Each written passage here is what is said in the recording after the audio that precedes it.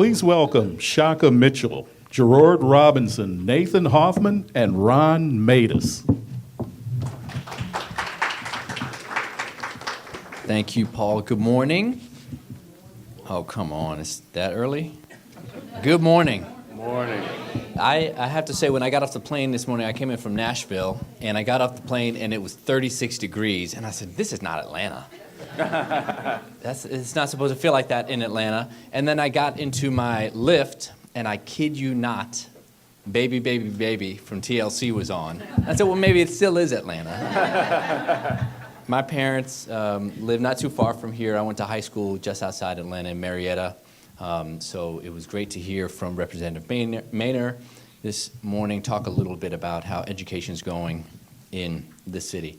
Also, I want to just give a quick shout out. I know she'll get many accolades, but so glad and appreciative of Denisha for bringing us together. Denisha, you wouldn't know it to look at her, but since founding Black Minds Matter, Denisha believed in the cause so much that she got married and had a baby of her own. And so she is committed. She's committed to the cause, right? But we're really appreciative of that. Well, really excited to welcome these panelists, and you've got their bios, but Nathan Hoffman with the American Federation for Children, Ron Matus with Step Up for Students in Florida, and Gerard Robinson, who's now at the Institute for Advanced Studies in Culture with us this morning. Three real experts, so looking forward to a good conversation. Hopefully we'll leave some time for Q&A after. But I wanted to start by mentioning that last week I was with my family. It was fall break, and we were in Washington, D.C. We had a chance to, finally, we got some tickets. You can get tickets now, but you couldn't at first when it opened, to the National African American History Museum. And so we took our kids. I have 3 girls, and so we went up there. And many of the stuff, I mentioned we live in Nashville, so a lot of this stuff is not unfamiliar to them. We've been to the Civil Rights Museum in Memphis. Nashville, if you want to visit, please give me a shout out, but there is the new National Museum of African American Music. It's excellent, excellent. You could spend days in there. So a lot of this, wasn't new to my girls. They've been to the memorial in Montgomery, which is really powerful, a lot of this stuff. But there's always stuff that's new. And so I took a picture of one of the placards that was there. It's a picture, and it's a picture of young Black students. And here's what the placard says. Let me read it. It says, in the North and West, and of course at the time, the West meant basically west of North Carolina, right? So that was the West. But in the North and West, and I might add the South, many states refuse to fund Black education and refuse to admit Black students to public schools.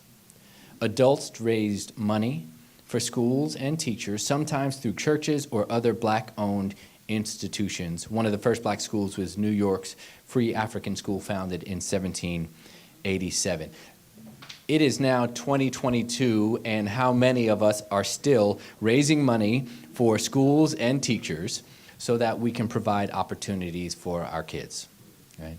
I had the great privilege to be a part of a number of founding teams in Tennessee. We opened 6 charter schools, predominantly serving Black and brown students, something like 85%, in areas where I had to then justify why we were doing it, right? I remember someone saying, it was a news reporter, saying, well, why did you build a school on this road right down the street from some businesses that, we don't really want to talk about around children? Why would you put a school here? I said, we put a school here because this is where our kids live. Unfortunately, not all of it. We know our community is not monolithic, but we put a school in a place where we needed a good school. And we don't care if there's a used tire place down the street or if there's an adult bookstore, what have you. We're going to keep our little ones safe. We're going to make sure they're well-read and well-fed. So that's the work. I'm so glad to be in a room full of people who are doing that work actively and engaging. This morning we're going to talk about black education, myths, tragedies, and successes. And we're going to go ahead and get the bad news out of the way first. And to do that, I'm going to ask Gerard to I know, bad news. But Gerard, you have experience as really the leader of public education in 2 states. Gerard, you were the, I may confuse this, the commissioner in Florida of education, the superintendent in Virginia, or do I have that backwards? Close enough, yeah. When you think about the past few years in particular, I mean, it's been a rough ride for everyone. What do you think some of the biggest tragedies in K-12 education are, particularly thinking about coming out of COVID-19? Yeah. So first of all, glad to be here. Shout out, of course, to Denisha. Let me also give a shout out before I get to the bad news, to the good news. Let me thank all the teachers, principals, superintendents in both the public and private sector, the families who had become homeschool experts overnight for doing the work that you did. And let me say that you don't have a Black Minds movement without black women. And so let me say a shout out to black women for all the work that you've done to put us in this situation right now. So 3 things stand out. Number 1 is our mistrust of public institutions. That is going to be a long-lasting problem. I understand the schools had to close, and they needed to when they did. I'm in Virginia. We were the 2nd state to close. There were reasons why we had to close. But what happened when all of my friends called me and said, wait a minute, my school's closed, but St. Bridget across the street, St. Philip's across the street, they're open. Same children, same issues, same dynamics. And all of a sudden, friends of mine who didn't like charter schools, didn't like vouchers, didn't like tax credits or ESAs, all of a sudden began to ask questions about choice. But what they were really doing indirectly was asking questions about public legitimacy in public institutions.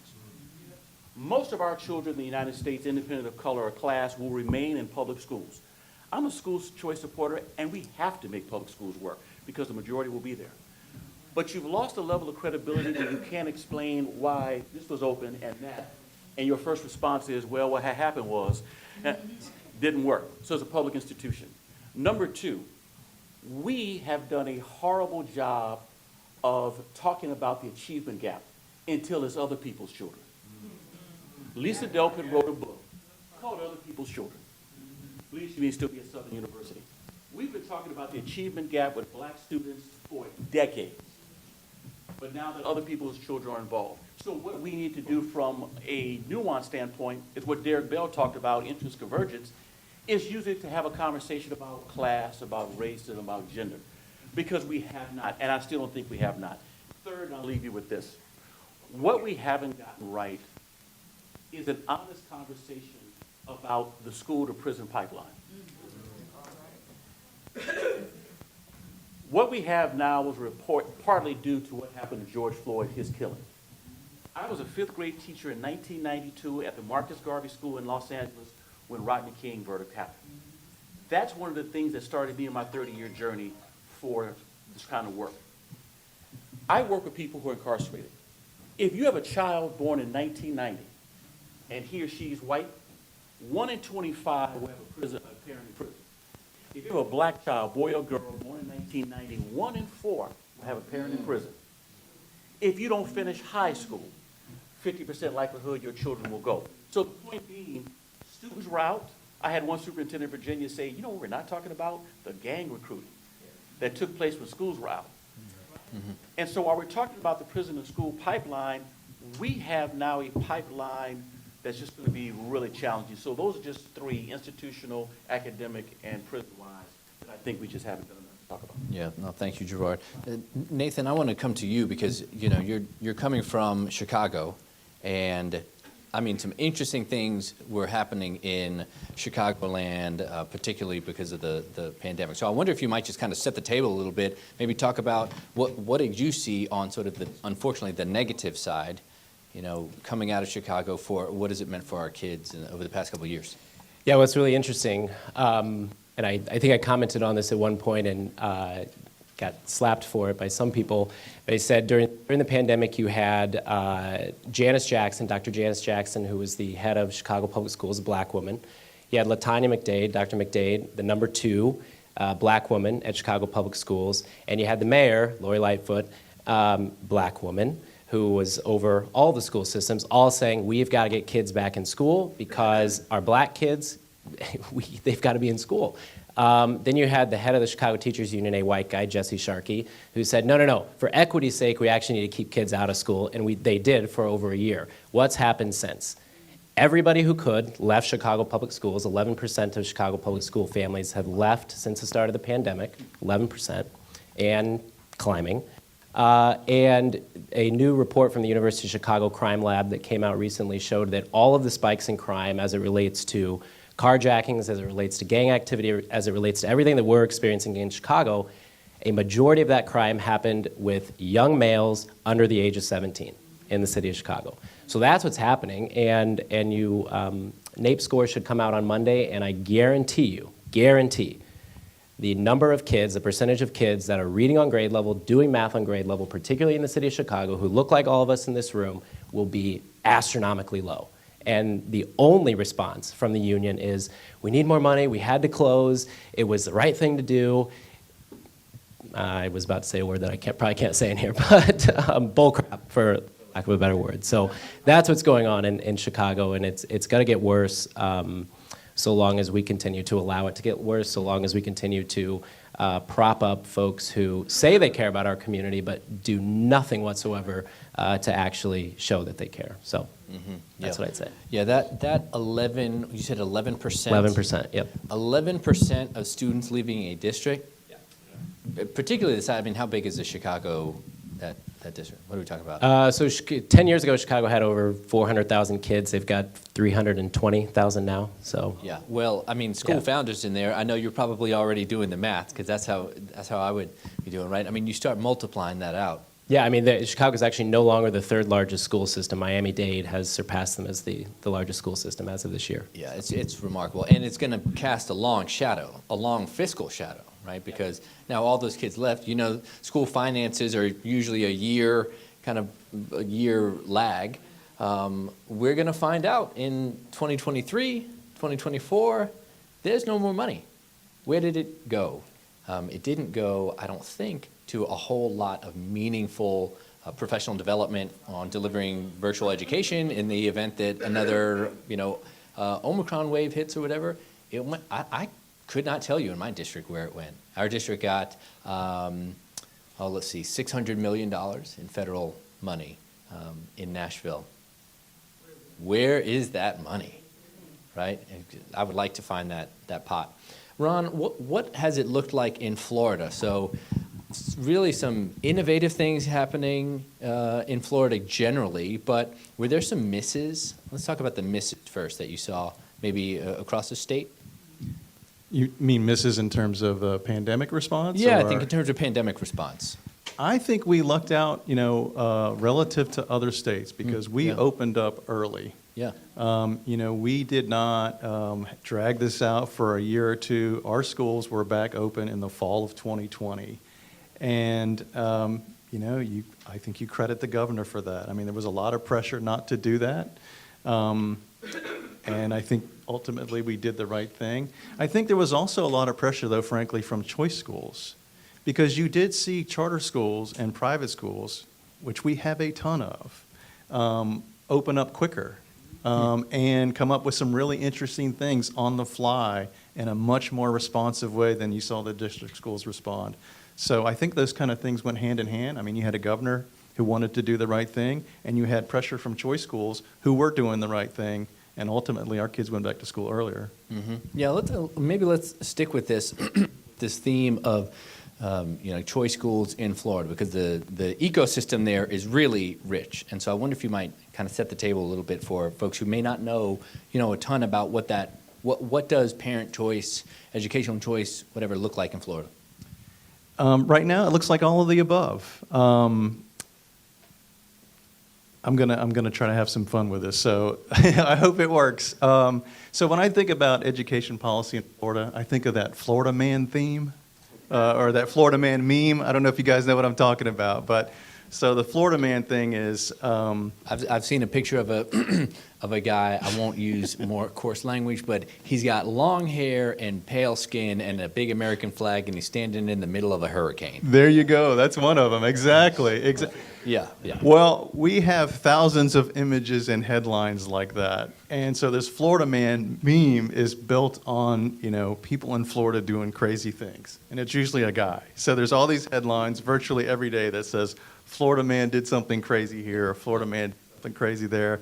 Like one example in the past couple of years is, one of my favorites is, Florida man with no arms charged with stabbing tourist. Only in Florida. Only in Florida, where this guy actually grabbed a pair of scissors with one of his feet and stabbed somebody. So multiply that by 10,000, and you get a feeling for what this Florida man meme is. And those of you who are from Florida, I hope you're agreeing with me that we've got a disproportionate number of crazy people there.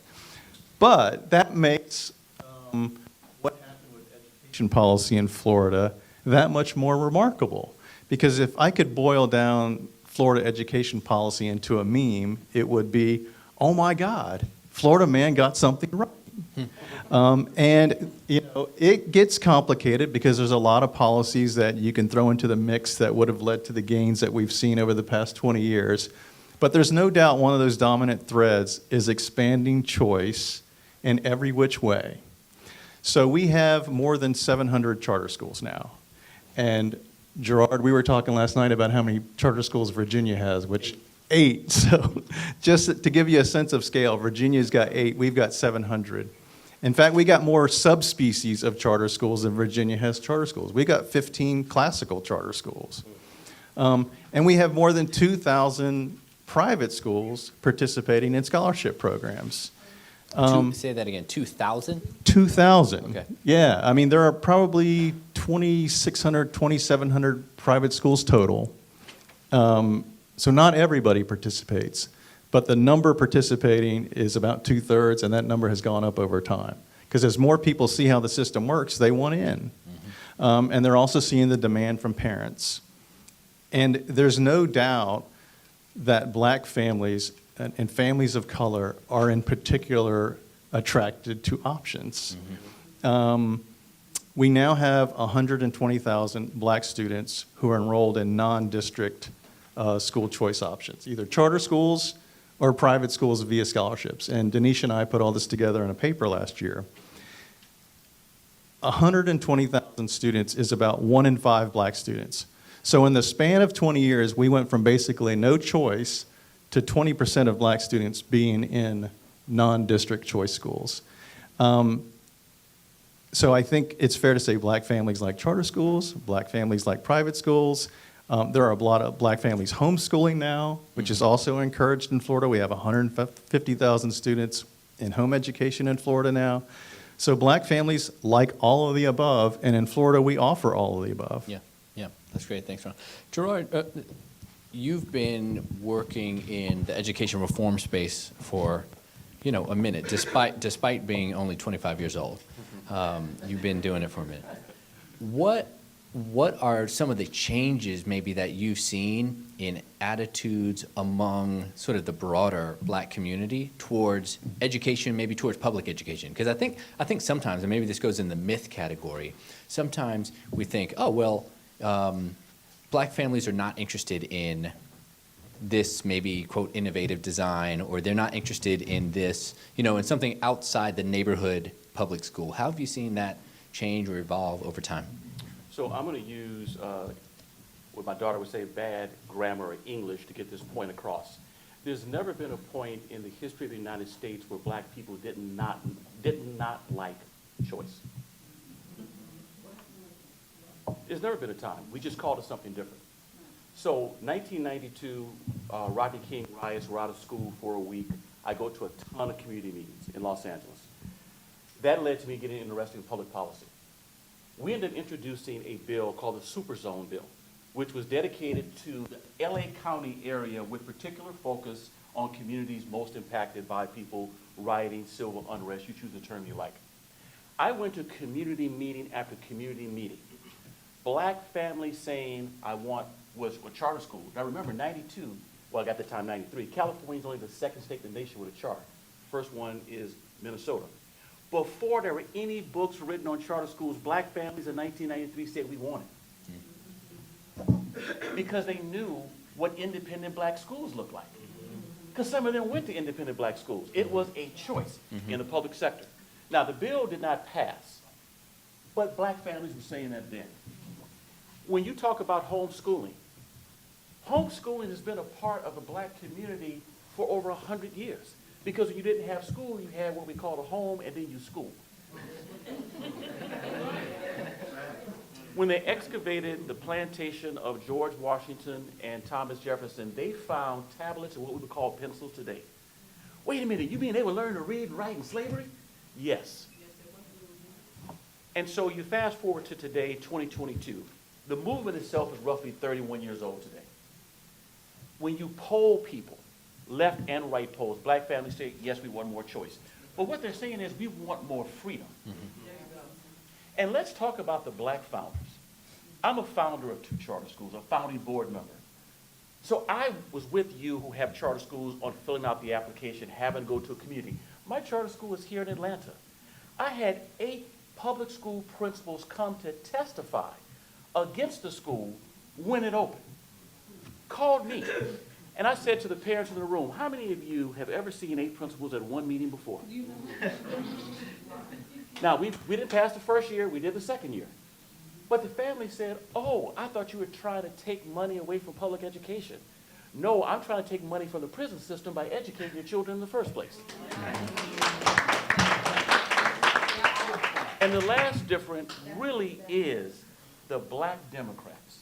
And AFC has been involved with this for decades. It's been the black Democrats willing to come out and say, I want to support choice. Polly Williams' face was on the screen early. Found, I guess we would say, some would say, the Rosa Parks of the private school choice movement. 1997, I'm having lunch with her in New York. She told me how they bombed her car because she supported vouchers. And if you know Polly Williams, strong sister, but you could see the hurt in her face because it was her own people. Yeah. And so with the black founders now having voices, articulation, support, you need more money. Let's talk after this fair what we can do to help you out on that point. But with black founders saying, wait a minute, I have a school that's a business, that's helping families and creating jobs. It's changed the nomenclature of what schooling means. So for all those reasons, I think we're in a much better spot in 2022 than in 1990. Yeah, no, I love it. I do think, depending upon the state that you're in, it still is one of the most difficult things, particularly in the charter context. And I speak that which I know. I have, I mentioned, helped open 6 charter schools, but we had some that were denied also. Yep. As I'm sure some of you have been a part of that process. It does still feel, I don't know exactly the right word, hurtful, disrespectful, disingenuous to have to go sometimes hat in hand to a panel of people and say, but please, can we educate our kids better? And by the way, the people that you're asking are the ones who haven't been doing it well for the past 25 years.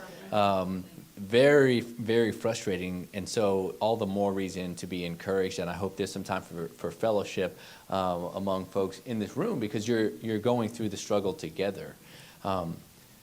Nathan, I want to come to you. Something that Gerard said, talking about, he mentioned sort of that black education, in particular, independent education, has been a part of the story for a while. It made me think of so many of our HBCUs. It made me think of, in particular, there's this great statue at Tuskegee that some of y'all have probably seen. It's of Booker T. Washington with the veil. It's called Unveiling or Lifting the Veil of Ignorance. That's the title of the statue. I mean, I think if I was to give, since I have the mic, a biblical reference is kind of like removing the scales. What do you think about when you think? What are some of the veils maybe that still need to be lifted, particularly when we're thinking about black education, when we're thinking about freedom in black education? Yeah, well, I think I've said this before, and I stole it from somebody, so it's not my original thought, but I've continued to say it, which is that black kids aren't born dumber than white kids or Asian kids or Hispanic kids or with any less capacity to learn and succeed than any other kid, except for, so I'll say that. But there's a bunch of people who, many are well-intentioned, many are not well-intentioned, who are looking at our community as if we need some savior to come and educate us. And I think we have a ton of examples out there. It's the rule, not the exception, of black excellence, particularly in education.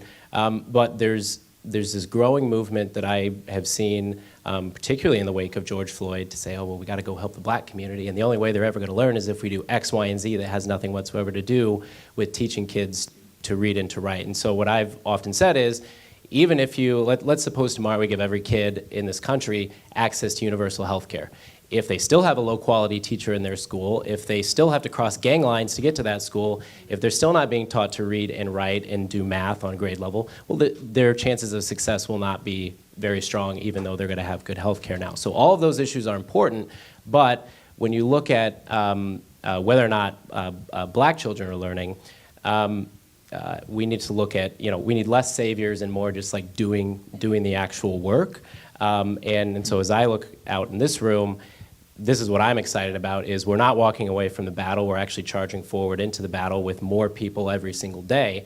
And so, we should continue doing that. So that's one thought, Shaka. Yeah, thanks, Nathan. Ron, what do you think about when you think about, like, what are some things people may not know, right, when it comes to this topic? You mentioned that report that you and Denisha put out last year. There were some findings in there that may have been kind of counterintuitive to people reading. I wonder if you might share some of that, because I think that goes into, like, how do we get smarter about what's actually happening? I think one of the reasons why we decided to put together that report is it was like give us the name of that so that people Oh, can sure. look it up. It's called Controlling the Narrative, Education Choice, Black Empowerment, and Lessons from Florida. And Denisha and I put it together with some of our colleagues from AFC and also from Step Up. And part of the reason we wanted to do this report is because it was a story hiding in plain sight. I mean, again, we have 120,000 black students either in charter schools or in private schools using school choice scholarships. This is nothing new. If you're paying attention to what's happening on the education landscape in Florida, it's undeniable. And yet nobody writes about it. The media won't write about it. Superintendents, school boards, teachers' unions, they don't acknowledge that this is happening. And they also don't acknowledge the outcomes, which is, I think, something that we need to get out there more. The outcomes for students in choice schools, and I think in some cases, particularly black students, are much better than they are for students in district schools. That's true often across the country.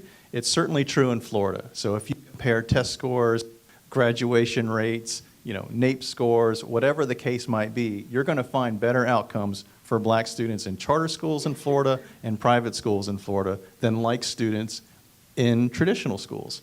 And so why would anybody want to stop that? Mm-hmm. And yet there's still resistance. We still have to do battle, I spend a lot of my time in the trenches instead of visiting awesome schools like Dr. Rayford's and Dr. Kennedy's and learning from them.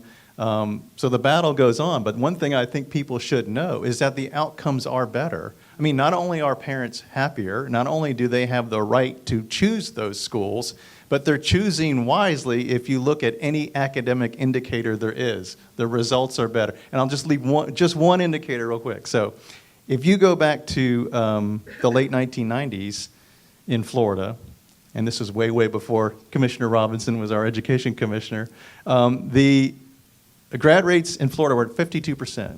So barely half our kids graduated. For black students, it was 42%. That's how horrific it was not that long ago. And you fast forward to today, graduation rate in Florida is 90%. Graduation rate for black students is 87%. We're not there yet, and I can go and list a bunch of other indicators too and bore you guys to tears, but I think people need to know that. Yeah, that's great news. That's great news. Gerard, forced you to give us the first word of pessimism, not pessimism, but really of tragedies, not really pessimism, but so I'm gonna let you get the first word of optimism. What do you see out there that gives you cause for optimism, whether it's successes that are happening, as Ron mentioned, or just other things that are kind of on the horizon that encourage you? Any conversation about black education is a conversation about politics, not knowledge. We know, and Dr. Fuller, who you saw in the film, quoted an article that Ron Evans wrote in 1983 about research. He said, everything we need to know about educating black children, we know. So it's not a knowledge decision, it's a political decision. Well, let's talk about knowledge. When I need encouragement, I go and take a look at the U.S. Department of Education's website where they list blue ribbon schools. Blue ribbon schools that identify maybe over 300 a year, public and private. These are schools that are closing the achievement gap. And the majority of these are traditional public schools, where 75% of the students are African American, 75% qualify for free reduced price lunch. And some of them are outperforming middle-class white communities in the same county. And no one's saying amen for that. It's because it's not part of the narrative. We like drama. We're addicted to manufacturing a crisis. But let's move from crisis to consciousness by saying we know what works. So looking for something, go to the blue ribbon schools. I mean, they are making moves, so that's one place. Number two, look at the Rhodes Scholars, the National Merit Scholars, the students who score perfect on SAT, the students who are going on full school. We have black students who are doing magnificent things in the K-12 sector where we hear the victory. Let's move it up and figure out what can we learn from the work that they're doing. For those of you in the choice community, charter, private school vouchers. Remember this name, Dr. Patrick Wolf. He's at the University of Arkansas. For over 15 years, they've been educating some of the best scholars in the country on research for your sector, charter and voucher. Stuff that he was talking about. There's research to prove it works. So that, here's the last one I'll leave you with. You don't have a United States without our presence. You don't have a public school system in the United States with the absence of formerly enslaved Africans walking off slave plantations in Virginia, in Florida, in Georgia, creating the first universal comprehensive public school plan in the country. Public schools matter because we helped create public schools. Absalom Jones, Richard Allen, group of women in the AME church were creating schools 1803 when Napoleon was selling Louisiana to Thomas Jefferson. Any conversation about our greatness, we all have to do is look to our past. So I'm saying with all the drama that we have, or the crisis, let's move from crisis to consciousness by looking at the great stories.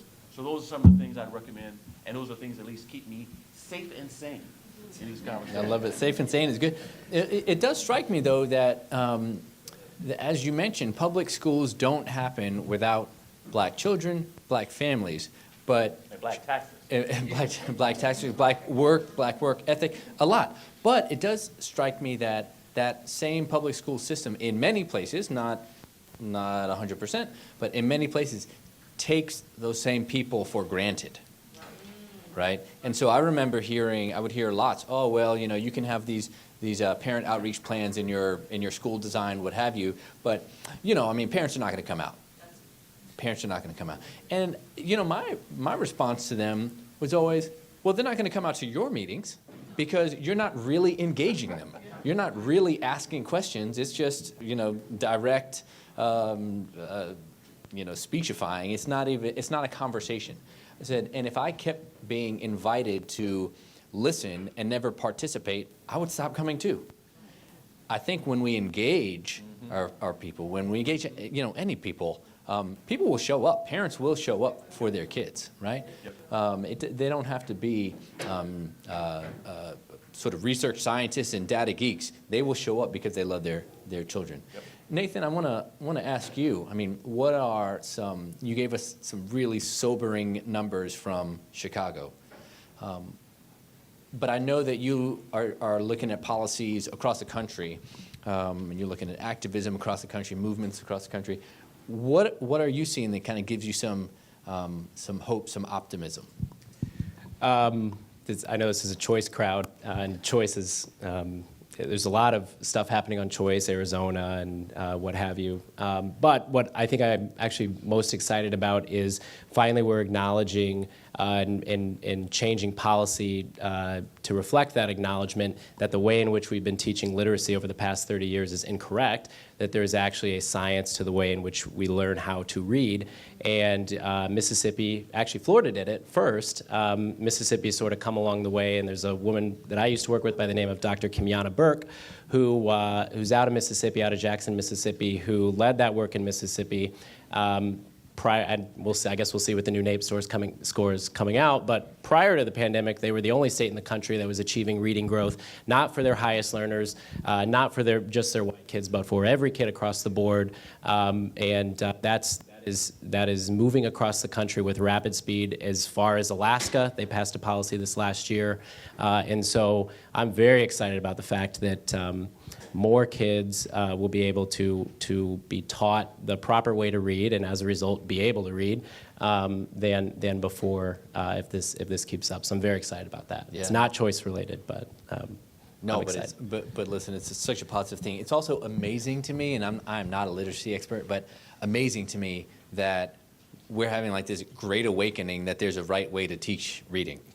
And what have we been doing for the past 40, 50 years in many of our states? Yeah.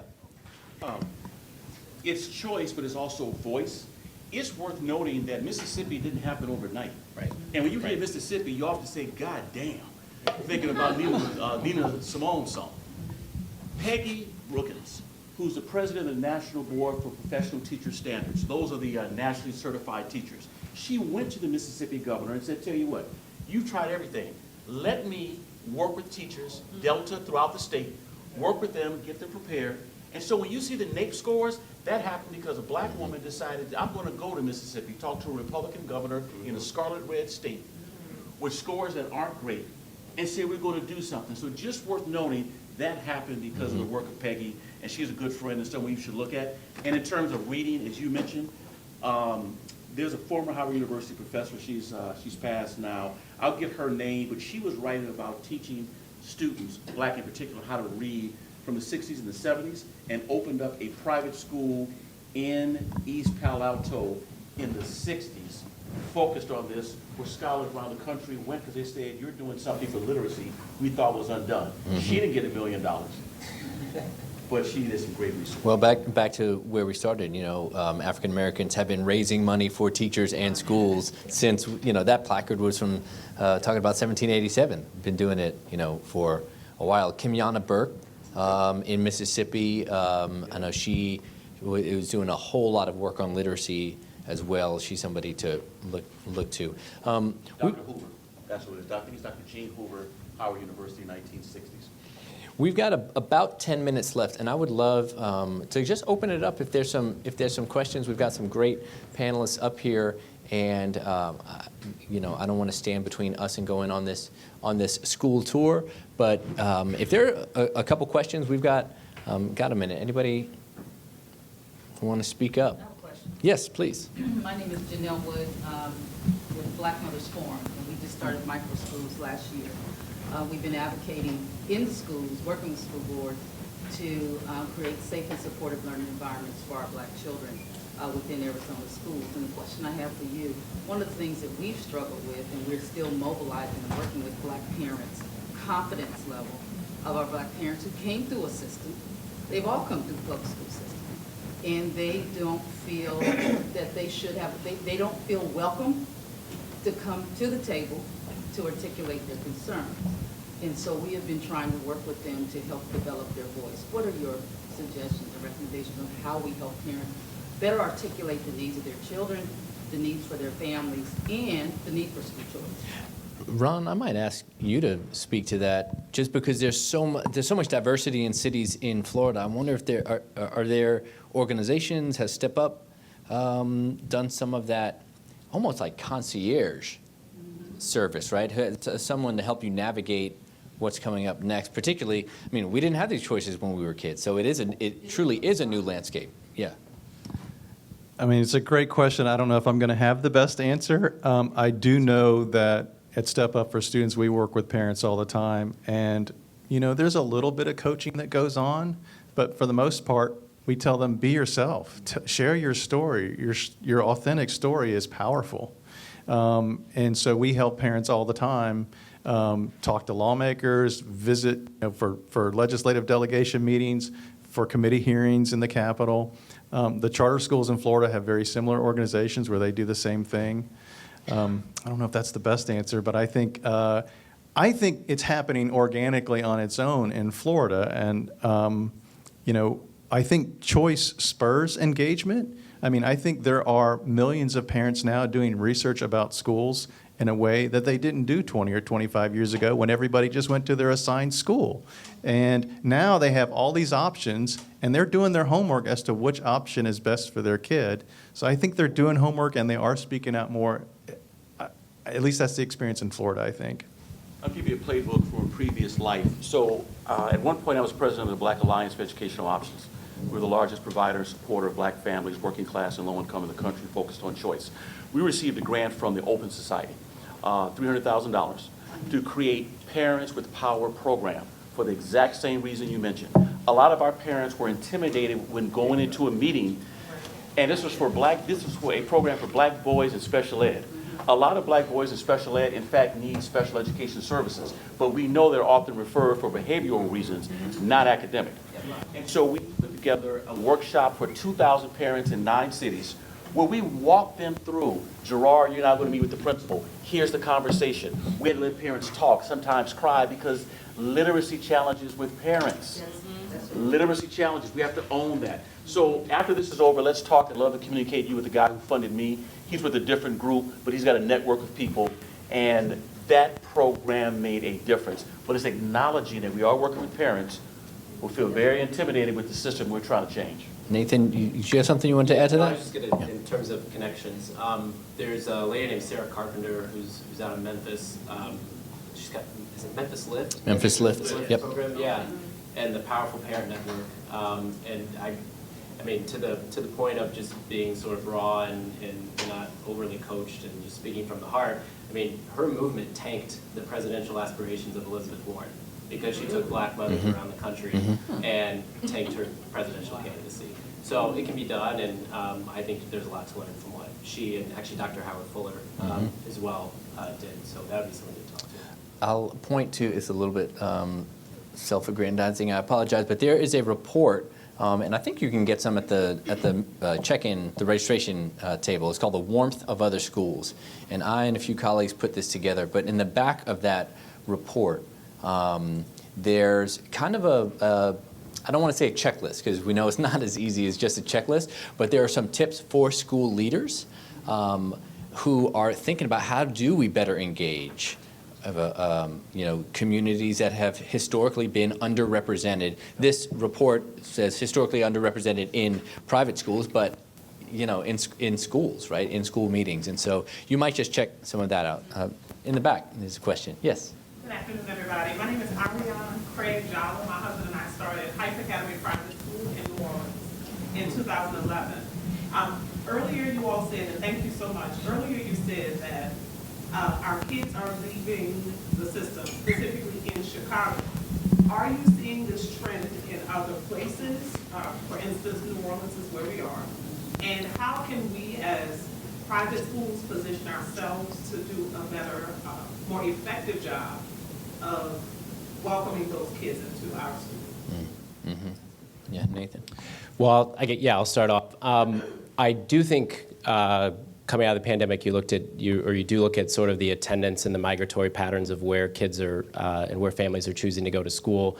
And you did see a big drop-off in public school attendance during the pandemic. A lot of that's, I think was just for the time being. Public schools weren't open, so parents looked for whatever was open, which might have been a charter school, might have been a private school, or they might have just decided to go to homeschool.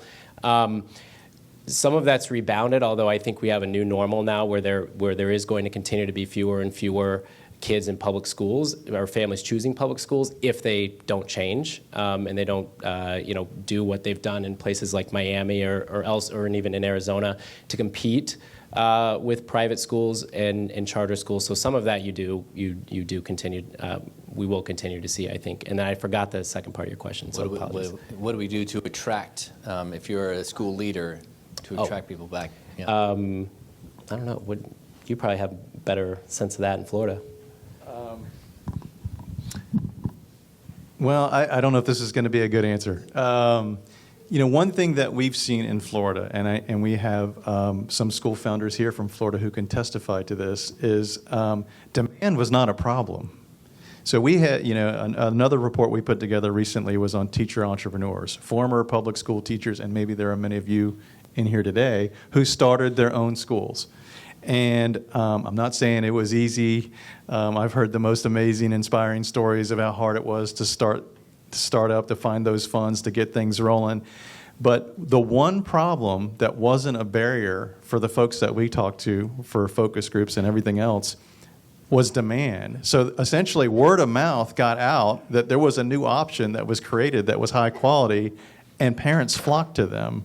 So I don't know, that doesn't really answer your question, but I know in Florida, demand has not been a problem. There is an appetite for change and options amongst families, and they find them. Public television is obligated because of the funding we give to provide public service announcements. You as school founders can go to your local public television station or even radio station and say that you would like to have a public service announcement about the use of your school to improve the city. You're not per se using private schools or public schools. You're broadening the conversation to city betterment, because people who don't like you will find ways to make sure you don't get on. But when you open it up to say this is about school and better, have smart cities initiative. You can use public service announcements to make that happen, and for a host of reasons we don't. And in my earlier life, no one told me, and I wish they would have. Thank you. Yeah, absolutely. Okay. Can you repeat that one more time? Public service announcements through PBS television or announcements on the radio. You can utilize those to talk about smart city initiatives and particularly talk about the role of your school. That's how school founders get involved in a broader way of getting to the people. We're going to have one more question. The way I would phrase it in the vernacular, how do you attract parents to schools? Like, parents want quality schools, right? Game recognized game. They will see. Parents know. It doesn't, we talk about it in grocery stores, we talk about it at church. Where are you sending your kids? How's that school? Ba, ba, ba, ba, ba. You don't have to look at the data. Like, we know. Okay, final question, please. So, my name is Stephen Henry, and I own a micro school in Mississippi. I think my question is, so my school was founded because I was just tired of my daughter being the only black girl in her class. So my question is, I have a lot of students that's been their norm.